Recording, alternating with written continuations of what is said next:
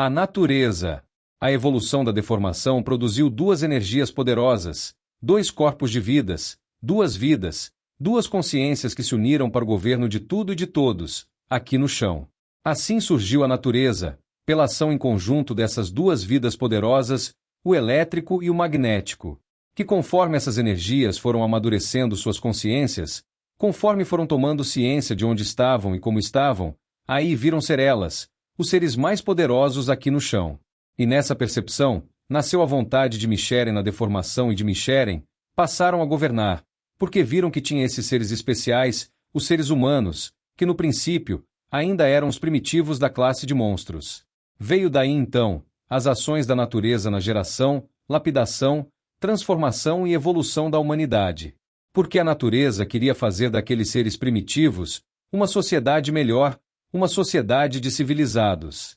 Porque as duas energias, apesar de aparentemente estarem aqui sozinhas, nesse comando do chão, verdadeiramente não estavam, porque eram observadas e orientadas em seus pensamentos, de como deveriam proceder.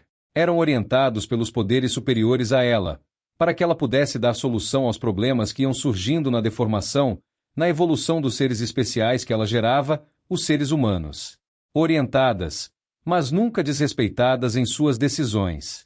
Assim a natureza trabalhava noite e dia para a evolução dos seres humanos, mas sem saber o real propósito dessa evolução, sem saber do propósito racional dessa evolução. Assim como não sabia do propósito final racional, de gerar o ser humano com a energia racional, com o raciocínio. Então ela fazia as coisas com propósito que ela entendia e se sentia motivada, mas que o verdadeiro propósito não se limitava a isso.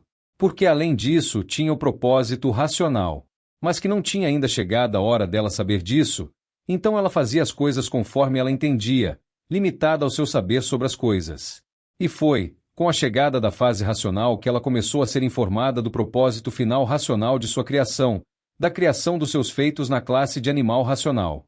Aos poucos Manuel foi informando e explicando as duas energias sobre sua origem, sobre seu mundo de origem, sobre o porquê vieram a existir da forma que aí estão em sua missão com os seres humanos. Que no início ficaram meio assim, mas depois foram admitindo e aceitando melhor, principalmente a energia elétrica que tem mais facilidade de entendimento das coisas.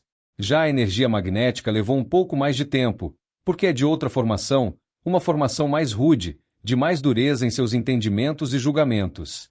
Então demorou um pouco mais, mas veio a admitir o poder de sua origem sobre si mesma e sobre esse universo deformado.